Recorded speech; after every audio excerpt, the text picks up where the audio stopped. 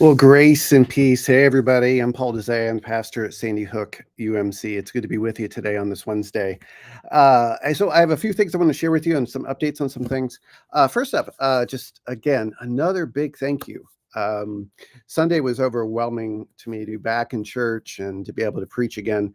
The love that I have received and my family's received has been just so beautiful during the season of grieving my brother's loss. And just want to say thank you for all of that. And then on top of that, I want to say thank you for the pastor appreciation gifts. I spent some time opening those last night, and I was just in tears, overwhelmed with the attentiveness, the intention, just the details and the cards and the words and the gifts were so beautiful. Man, I love you guys. It's hard to kind of take these two worlds, this um, lament over my brother's passing and all the grief, and trying to help my parents through all of this, um, and just the agony of that. And on top of this, like this joy of being with a community of people that get me, that allow me to be me, just my goofy, geeky, weird self, and you love me for me. And I'm so grateful to be able to balance those two worlds of joy and lament.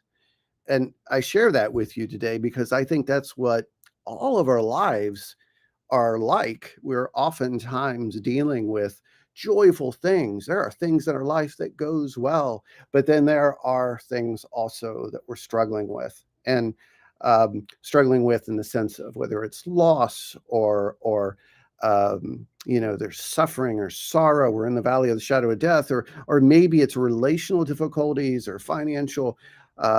There's this beautiful part of our lives, and then there's the hard part. And the temptation, at least in church anyway, is to sing all the happy praise songs and then to ignore the hard stuff going on in life. And so we paint our plastic smiles on and we just say that we're fine, right?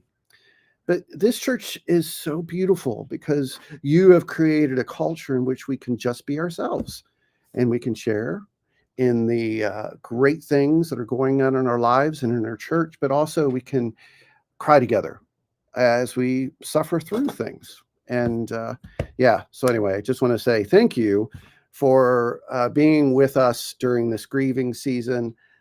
Thank you for the pastor appreciation gifts and cards and just the words of encouragement.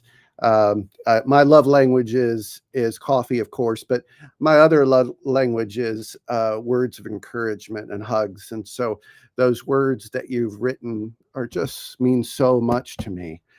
So joy, lament, thank you for helping to create this beautiful church that's called Sandy Hook, the Haven United Methodist Church, and I'm so grateful for that. So thank you for that. Thank you also to everyone who helped put together last Sunday's service, from the music and the All Saints portion of the service and the pictures and the candles, to the lunch, to the food. Kenny, you nailed it. All those who helped, all those who brought desserts, everyone who set up, tear down, all of it. Thank you.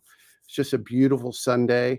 I loved preaching. I love sharing. Last Sunday, we continued our Can I Say That in Church series. And the answer to the question, can I say that in church, is yes. Whatever it is that you have to ask or to wrestle with or talk about, we want to create this space where you can. And so we were wrestling with questions last week about hell or heaven, hell, and the rapture, rethinking that. And this week we moved to a different topic, and we're going to answer the questions that you've submitted about things that are sin, things that are violence, and different aspects of the darker side to our lives and our world. Why do these things happen?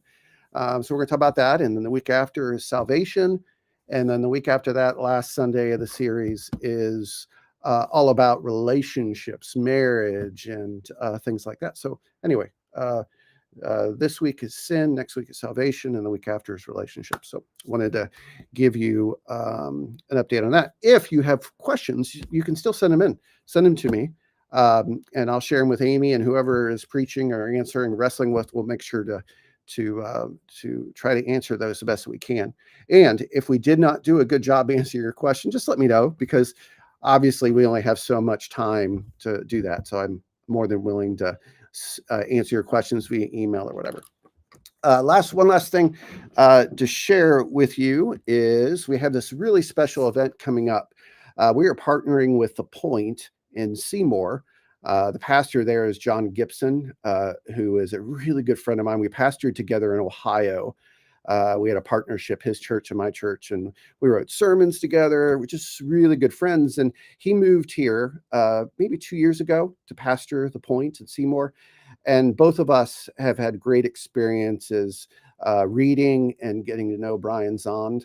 And back in 2016, Stacy and I attended a prayer school at Zond's church in Missouri, St. Joseph's, Missouri. It's called the Word of Life Church.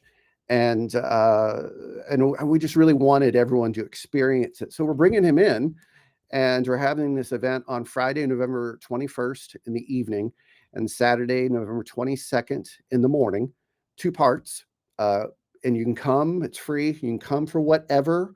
Like my wife has to work on Saturday, so she's coming Friday night. So just it's kind of an open thing, but we have to make reservations to let John and his team know how many people are coming, so they have all the space and those kind of things taken care of. So registration is open, even though I think there's something that says it's close.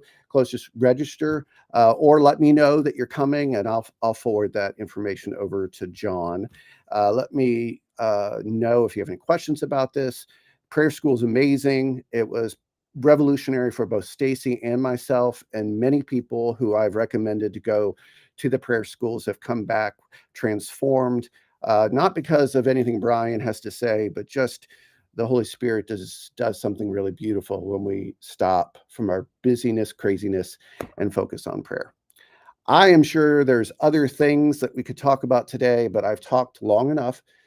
By the way, the new intersection booklets will be here at the end of the month as we start Advent. Advent series information will be sent out next week. In the newsletter, there's Love Chapel info for if you'd like to get involved and help out with food insecurity here in Columbus, as well as a lot of other things. I hope that you're able to make the prayer school with Brian Zahn at the Point and see more. Again, let me know if you have any questions. And let me go back to full screen here. I love you guys. I hope you have a great week. And I will talk to you soon. Grace and peace.